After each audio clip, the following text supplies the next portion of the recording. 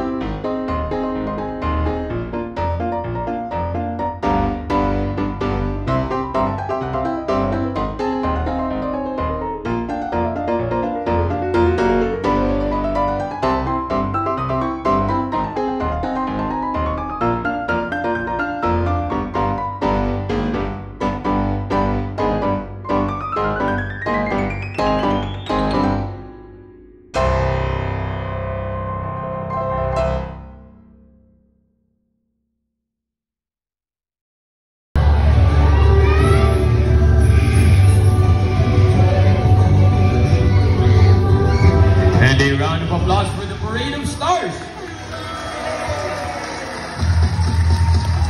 Boy, ladies and gentlemen, welcome to Davao Crocodile Park Zoo, working with nature for a better future.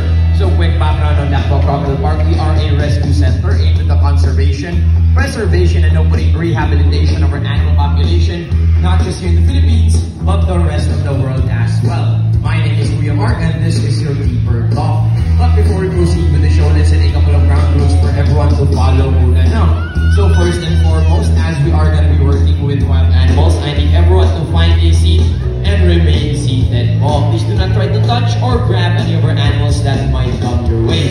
Secondly, to those who are still eating, I'm so sorry, please finish out or kindly keep it lang po, as food is strictly not allowed while the show is ongoing. This is for your safety and the safety of our animals as well.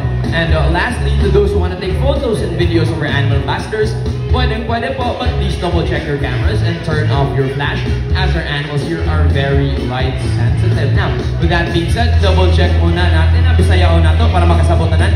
Manlingkod lang ka, parents, pakikuha lang sa itong bata. We don't want them to scare any of our animals, as they might bite or scratch our kids po. Pakihipos lang sa itong pagkano ka, paki-off lang sa itong flash, no? Now, let me ask all of you, are you ready to meet your first animal ambassador? Yes!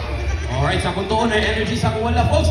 Nakay confident man sa gawas kung katugol pagit mo. Pero ganito ka palagi diri sa kung wala, folks. Sa nagluya mo, gikan mo Iron Man po. Ano mo energy? One more time, so please a bit louder with more enthusiasm po para maganahan mo ng mga hayop. No, I said, are you ready to meet your first animal ambassador? Yes! You, ladies and gentlemen, please help me welcome our Bromini Kite. Now, see, Jack. So, Jack, make your welcome and flight boy, and there he is. Now, folks, that is Jack, our Bromini Kite, or locally known as the Manok. Now, they are birds of prey or raptors, meaning they are primarily carnivorous animals. They can be found in coastal areas of Indonesia, Australia, India, and of course, the Philippines as well. Now, Bromini Kites only have a wingspan of about 1 meter meter, so way smaller compared to our Philippine eagle, but that doesn't mean they are not fantastic hunters naman po. Bromeliacides also practice what we call kleptoparasitism. Kleptoparasitism is when animals are highly opportunistic and will steal food from other animals po. So Jack, small as maybe, will not hesitate to steal food from an even bigger predator. Now, that's all for Jack for today, folks. Let's give him a round of applause, please. There we go. Thank you so much, Jack, and of course, Kuya Michael. Alright, next ambassadors are known as clumsy birds, but we don't know why considering they are fantastic flyers naman po. So please help me welcome the alarm clocks of the rainforest, the Kanaw, the Philippine Great Hornbill, na si Mr. Bell, and there he is po, folks. And of course, we also have JJ, Mr. Bell's younger brother. Now, ladies and gentlemen, these are our Philippine Great Hornbills, or locally known as the Kalaw.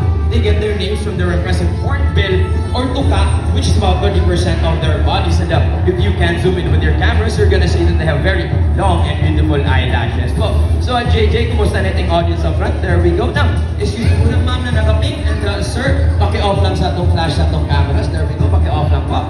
And sir, paki-off lang din sa flash sa ating cameras. Naka-green na sa t-shirt, likod. There we go, thank you so much for that, sir. Now, once again, folks, if you can zoom in with your cameras, you're gonna see that they have very long and beautiful eyelashes. And did you know, hornbills are known to be monogamous? Monogamous meaning once they find a partner in the wild, they will stay with them forever. Exactly, no? Sana all, so they love life. But yeah, mas mapo pag kinabuhi ang kalaw sa tuwa. Kasama na ito na. But, as we've shown how Mr. Bell and JJ finds their perfect partners, I need everyone to shout fly at the count of 3, okay? So, let's go for a trial run first. Again, shout fly at the count of 3. 1, 2, 3! Fly! Again, people on my left, not like coffee dispenser sa gawas mo katugod pag-ilbong sa Peter mo sa itong mga kalaw o may kauban ka itong Valentine's. One more time though, please a bit louder with more enthusiasm po para maganahan po na itong mga hayop glupad, no? I said fly at the count of 3. 1, 2, 3! That's what we want, and that's what our hornbills keep to folks. So ready, Mr. Bell? JJ, audience, ready your pose. Mabilis na tayo again. Fly the count of 3. 1, 2, 3! Fly! And there it is, folks, the aerial acrobatics of our very own hornbills. Now, ladies and gentlemen, that is their natural behavior. Out in the wild, in order for them to find their perfect partner, they will need to catch the most fruits or the most insects in order to impress the most females. Now, let's see it one more time, please, Kuya Dexter, Kuya Gmar, Mr. Bell, JJ, and again, audience, fly the count of 3. 1, 2, 3! And there it is, folks. Once again, if you are witnessing this in the wild, you are very lucky as you are watching their mating ritual, or in short, nanliligaw po ang ating mga alam na JJ. Balikin kayo, Gmar. Wait lang, folks, nagunod pa itong kala. There he goes. And let's give Mr. Bell and Kuya Dexter a round of applause, please. There we go. Thank you so much to the both of you. Kuya Gmar, JJ, dito muna kayo ha. Now, folks, we will be witnessing their nesting behavior next na po. Now, out in the wild, whenever it's nesting season, the female will remain inside her nest for 40 days po. Now, how does the female eat? Of course, by the male providing them food naman, folks. No? So, let's see that in action right now. But first, we're gonna need one lucky female volunteer for this next part po. So, Kuya Gmar, ito yung gusto diha. Ano naka-gray? Naka-white? Naka-denim jeans ka na nasa right, nasa left? Okay, so ma'am, na naka-white denim jeans. Yes, ma'am, let's have you up the arena po and let's have you be part of our show. Yes po, ma'am, sure. And in short po, ma'am, mag-release kayo sa kalaw natin, ha? Wait lang muna. Ma'am, make sure muna natin, nag-toothbrush ka ngayon. Okay, perfect. Nag-toothbrush daw siya si ma'am, Kuya Gmar. So ma'am, put it in your teeth. There we go. Tutuin sa gipan mo. Promise you, safe na safe po tayo. Kamay sa likod. There we go. Hands behind. There we go. Steady ka lang, ma'am. Huwag kang gumalaw. And JJ, get the grade. And there it is, ladies and gentlemen. Dito na tayo, ma'am. Once again, folks, that is their nesting behavior. The male will provide food for the female for 40 days to host. Now, wala tayo. Okay. Now, let's see it one more time. Please, dito naman tayo magharap, ma'am, para makita on the right side of our audience.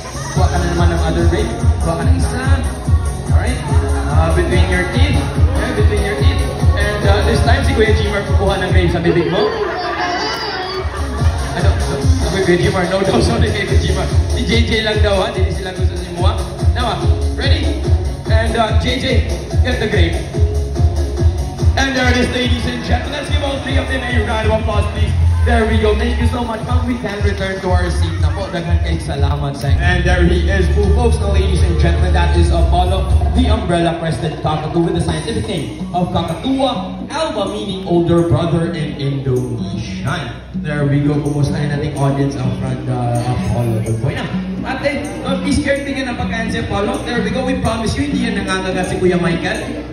There we go. Okay, go look at it. And one more time, please. Give it.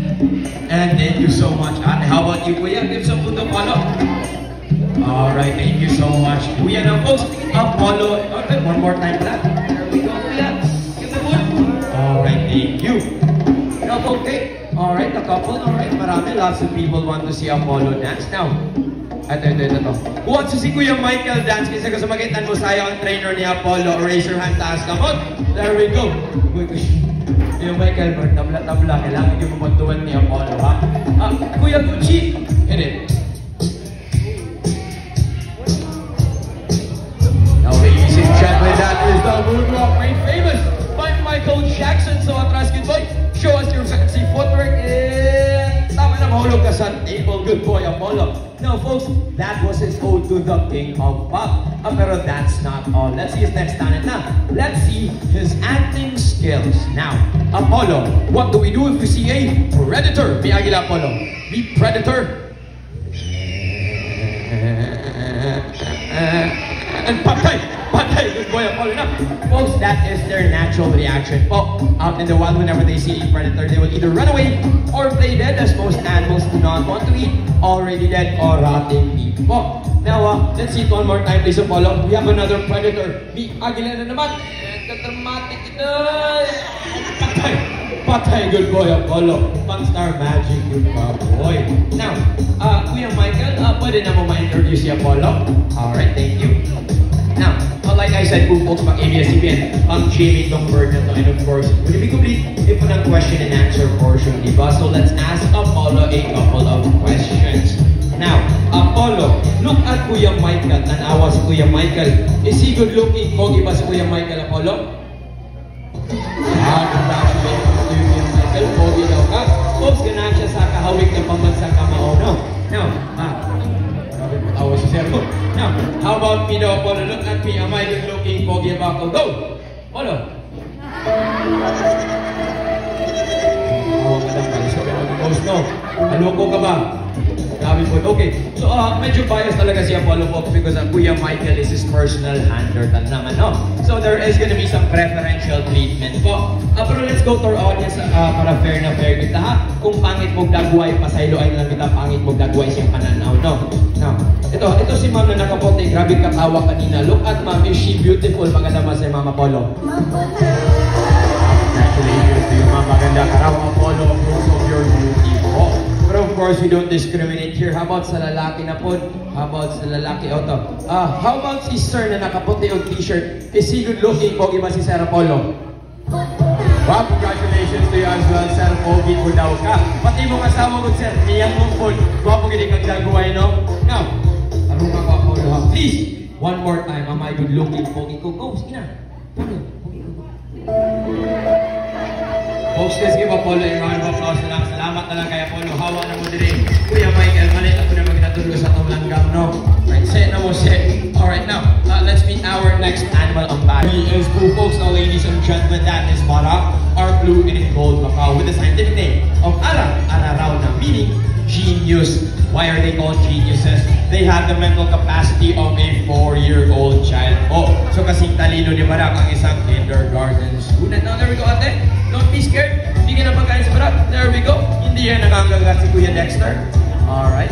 Thank you so much for that. Now, folks, Barak is what we call zygodactyl feet. Zygodactyl meaning to the front, to in the back, allowing them to grab items. And as we've shown you, Barak's impressively behind the table, we have a kadang-kadang may traditional Filipino footwear. So, boy, suot, baklay. And there it is, ladies and gentlemen, that is the zygodactyl feet at work. Once again, to the front, to in the back, allowing them to grab items. So, march again, right, left, right, and papa. Good boy.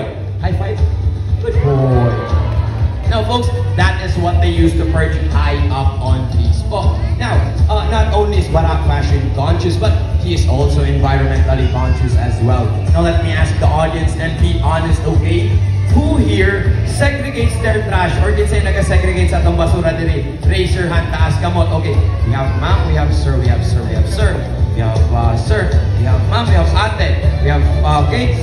Alright, it looks like, alright, we have about 18, 19 people who segregate their trash. And the rest sa inyo ha, guilty no. Now, unfortunately, not a lot of people segregate their trash box.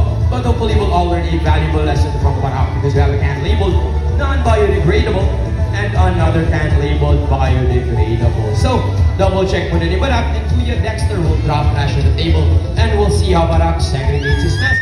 That will all learn a valuable lesson from him. So, Barak ready? Kuya Dexter ready? Okay. Kuya Dexter, tagak. And let's see what Barak picks up first. It looks like a piece of leaf or dahon, which is obviously going to the biodegradable bin. Let's see what he picks up next. It looks like another leaf, which is once again going to the non-biodegradable bin. Up next, it looks like a piece of plastic, which is obviously going to the biodegradable bin. So one last piece of trash going to the table nice and clean. And the last piece of plastic is going to go to the non-biodegradable bin, ladies and gentlemen. Hopefully, everyone learned a valuable lesson in helping our environment. No, kung kaya sa hayop, kaya sa tao. Now, let's all take Barak's lead, po, folks. Thank you so much for that, boy. Galing-galing. Oh. Now, again, po, folks, Barak is a certified genius, but with intelligence comes moodiness. And Barak wants to go home na daw. So I need everyone to wave Barak a bye-bye. Please wave Barak bye-bye. And there we go, wave Barak bye-bye. And Barak, wave everyone bye-bye. Barak! Uy! Uy, Barak! Uy, suplado ba? Alright. Now, when he does his head tilt move, folks, it means he wants to stay in the show. But of course, we need to highlight our other animals naman. No? So let's just give Barak and Kuya Dexter the round of applause that they deserve, Poo, folks. There we go. Thank you so much. And there he is, Poo, folks. Now, once again, that is the older cousin of Apollo, our other umbrella crested cockatoo, na si Jumbo. Now, folks, let me tell you this. Unfortunately, 70% of our air pollution comes from our transportation. So our cars, our motorcycles, our buses all contribute to global warming. Pero, as we've shown you an alternate way to commute to work or to commute to school to lessen our carbon footprints, jump past there, hand the table, A, bicycle. And let's see how Jumbo uses this. So boy, sakay, pachak. And there it is, ladies and gentlemen. Once again, that is the Zygodactyl feet at work. Two in the front, two in the back, allowing them to grab items. And para lang good boy, Jumbo. Now, to the kids out there or maybe sa mga adults who still don't know how to ride a bicycle, nothing to worry about, but because we also have a scooter. And let's see how Jumbo uses this. So boy, sakay, pachak, up they go. Now it's stable. And para lang good boy, Jumbo. Now, ladies and gentlemen, those are the alternate ways for us to commute to work or to commute to school to lessen our carbon footprints. And you may have noticed that Jumbo is happy this afternoon, folks. You can tell by checking out the crown or crest on his head, which will raise or lower depending on his mood. Now, folks, let's give Jumbo and Kuya Jmar a round of applause, please. There we go. Thank you so much, Kuya Jmar, and of course, Jumbo. There's a bear cat. No, folks, that is Teddy, our Palawan bear cat with the scientific name of Arctictis pintorum. We have the face of a cat, the body of a bear, and the very impressive tail, much like a monkey. And with his tail, Teddy is capable of hanging from branches. Good boy, Teddy. Now, folks, that tail can act as a fifth limb, meaning it is prehensile in nature. The definition of prehensile is being able to grab. So it is just as dexterous as our hands or kasing galing lang ng ating mga kamay. Good boy, Teddy, and that impressive tail as well, boy.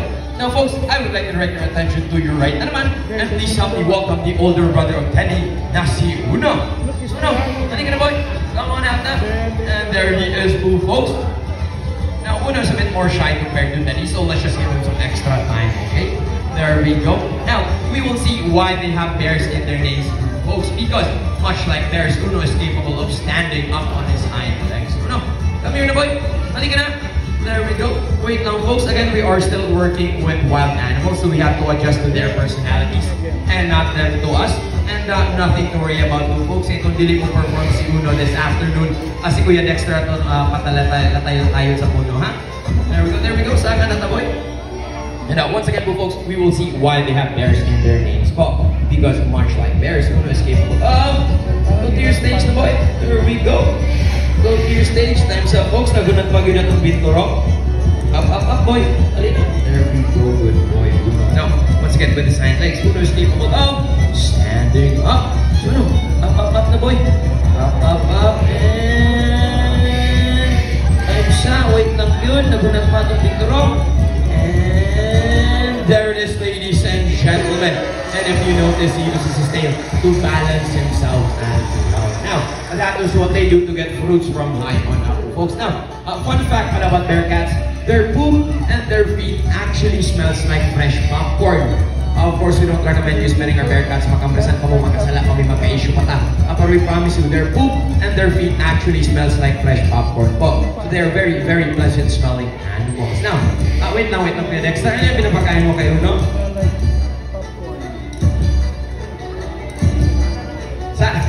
Saging daw, folks, or bananas, which are fruits. So let's see if the audience knows their bonus grade 6 questions sa exam. Now, what do we call the animals that primarily eat fruits or prutas ang kinakain? Herbivore, thank you so much for that. Herbivore is technically correct, but we're looking for a specific answer in terms of animals that primarily eat fruits or prutas ang kinakain. But again, herbivore is technically correct, folks. So let's go with something easier na lang muna, no? We all know animals that eat meat or carne are called carnivores, tama. Animals that eat herbs and grasses are called Herbivore. Herbivores, correct. Animals that eat herbs, grasses, as well as meats are called omnivores. Much like us humans, we can be considered as omnivores. Oh, now, one more time. What do we call the animals that primarily eat fruits or prutas ang kinakain? Ano? Come here, ate. Let's have the audience. Hindi nila lang mga sa. There we go. Ali, ate, there we go. Ay, kahadlok. Ang hayop ng mga mama. Kili ako. There we go, alin ate. There we go. Let's have the audience. Gawa sila kabalo. Say it loud and clear to the mic, ate. What do we call the animals that primarily eat fruits or prutas ang kinakain? Go! Frugivore. You are correct, so ladies and gentlemen, give ate a round of applause. Please palakpakan naman si ate dyan. She is correct too, folks. The answer, ladies and gentlemen, is frugivore, meaning your primary diet consists of fruits or prutas ang kanilang kinakain. Once again, the answer po, folks, is frugivore. Thank you so much for that, ate. Galing-galing mo. Now, maybe check under your seats now. Kuya Jimar, Kuya Michael. Others, our gentle giants. Ladies and gentlemen, that is Ming and they meet in the word of folks. Of course, you can meet and be our snakes.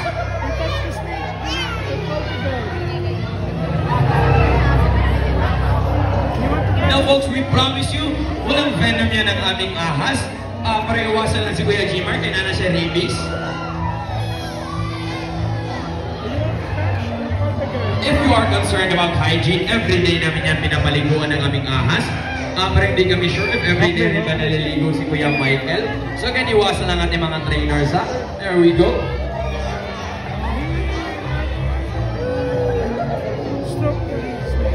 As we can see, a lot of kids are braver than the adults. Ang mga bata, magpadoon, ngunit ang mga tiguang managan mga atras.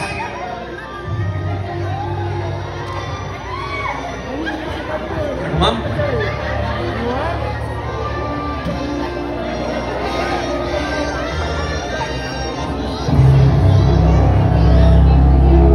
Alright, thank you so much, Kuya Michael and Kuya Jimar for finding Ming Ming and Ao Ao. Now, folks, we're gonna need two very lucky victims for this next part. Volunteer for this next part pala. Kuya Jimar, may napili ka na ba? Like a So si ma'am daw na nakaputi, pink shorts, yes ma'am, sa right side namin. Let's have you up the arena po and let's have you meet our gentle giants. Sige na! There we go, Bulacan! Sayaw! Tindog naman mo!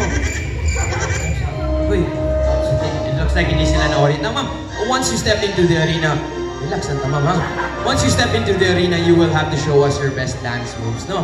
Because of course, ating mga hayop na pakita ng kanilang talent. And to be fair na sa kanila, at least ang tao sasayaw for them. Now, since you are in Davao right now, the birthplace of budots, do you know how to budots? Marunong ka ba mag-budots? No. How about you, ma'am? Marunong ka ba mag-budots? hindi rin marunong mag-budots. Okay, kung hindi ka marunong mag-budots, pwede ka mag-breakdance ka dyan, ma'am. And ikaw, pwede ka magtinikling na walang kawayan, basta sasayaw talaga, ha? Kuya! One more time, please. There we go. Bulacan, Cagayan representing. There we go. Hindi po tayo magpapildi. Kuya Michael, sayawin po. Ay, bawal na mo sayang high blood, Michael. Okay ka lang. Bawal na mo sayang high blood, folks. Since sumayaw kayo, so as a reward, ma'am, you get to meet Pingping, ha? And as a reward as well, you get to meet Au Au. There we go. Relax na, ma'am. There we go. Alright, next na, ma'am. Next time, ma'am, may suggest na kapalan mo ang lip sync mo. Halatang halata na nanutlala ka dito. There we go. Now, sino kasama mo, ma'am? Who are you with? Your classmates, Alessa to Lisa and Rodelina. Now, fun fact, folks, these are our Burmese pythons with the scientific name of Python vividatus. They are the third largest species of snake in the world, and they are considered as non-venomous naman po. Meaning if they bite you, you will not die. But they are constrictors, meaning they will crush every single bone in your body and swallow you whole alive head first. So that just depends on your point of view. Pag nag-shake ka, ma'am, relax na tayo. Yes, ma'am, gumagalaw kasi buhayan, obviously. Relax na.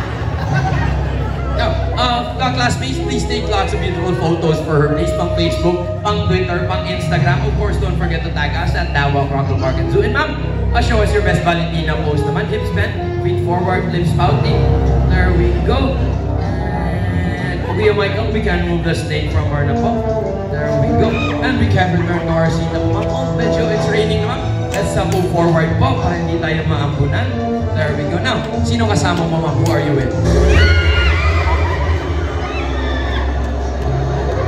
Folks, she is carrying 11 kilograms worth of pure steak muscle. So, yeah, mabigat-bigat talaga to. Now, ma'am, can you describe, how do you feel, ma'am? Kumusta ka?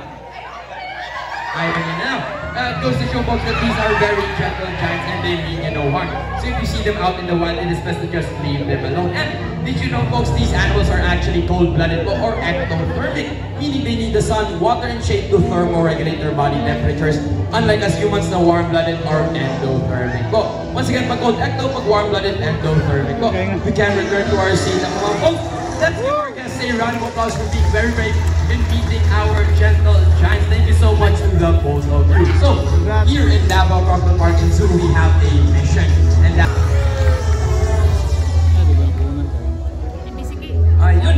Pero that's not all, Papu, folks, because if you want to have your photos taken with our animal ambassadors, just form two lines over here. One group or one family at a time lang. Oh, be gentle with our animals. Do not drop them and do not touch them without our trainer's permission. So, check your surroundings, pick up any trash, and throw it in the proper bin. And salamat tayo sa inyo. Once again, if you want to have your photos taken, just form two lines over here. One group or one family. Felicity from the point. On Apo Coffee, Mr. Resto, on Apo Highland Resort. Ako. Ay, hindi ako. Why? Lang na.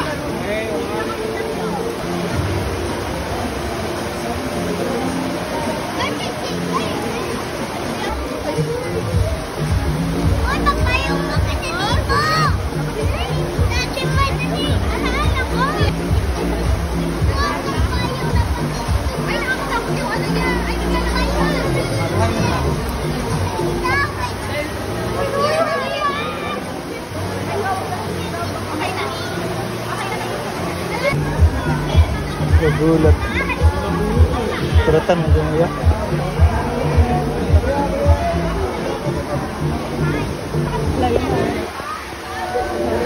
Hi, Snake.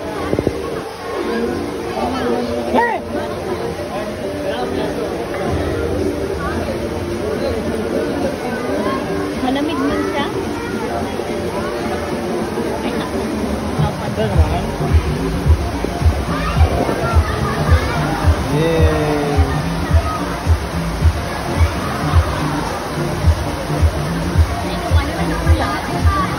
Tayo na rin.